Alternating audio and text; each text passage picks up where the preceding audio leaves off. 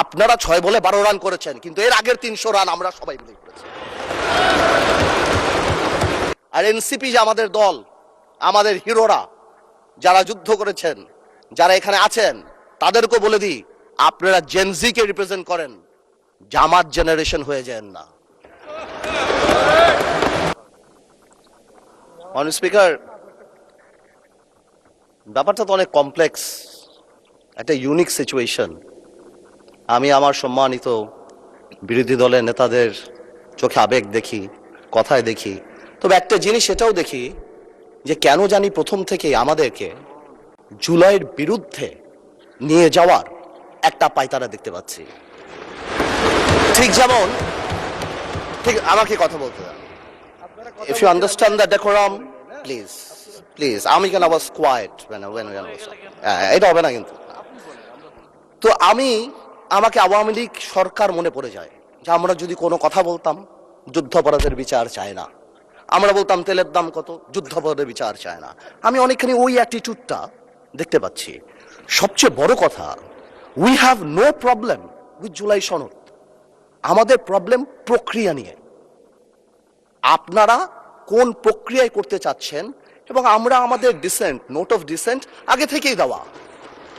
আমাদের প্রক্রিয়া ছিল, আপনারা দেখেন, উইথ ডিউ রেসপেক্ট, একদম রেসপেক্টের সাথেই বলি, আপনারা সেই সময় রেভলিউশনারি গভর্নমেন্ট করেন নাই কেন? নর্মাল গভর্নমেন্টে গেলেন কেন? ট্রানজিশনাল রেভলিউশনারি গভর্নমেন্ট করতেন।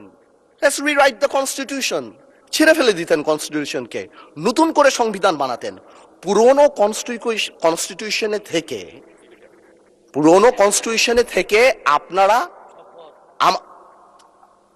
কনস্টিটিউশনে থেকে আপনারা সংবিধানকেই বাতিল করে দিতে যাচ্ছেন।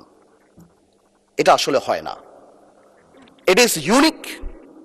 দ্য রেভলিউশন ওয়াজ ইউনিক, এর পরবর্তী government was unique. And what we had a quasi constitutional government. Doctrine of necessity তে আমরা কখনো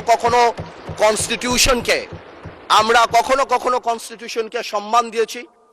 ডক্ট্রিন অফ নেসেসিটিতে সংস্কারকে মাথায় রেখে অফ কোর্স রিয়েলাইজ, যেটা তো আজকে থেকে রিয়েলাইজেশন না, 72 থেকে রিয়েলাইজেশন, আইয়ুব খানের অত্যাচার থেকে, যে আমাদের constitutional framework is set in such a way যে কোনো মুহূর্তেই আমাদের প্রিমিয়ার একজন স্বৈরাচার হয়ে যেতে পারে। সে কারণে তো কোনো পরিশোধ করা হয়েছিল। কিন্তু আজকেও সেটা আমরা দেখছি যে সেটা করতে যে দেখা গেছে রাষ্ট্রপতির ক্ষমতা কমাতে যে আমরা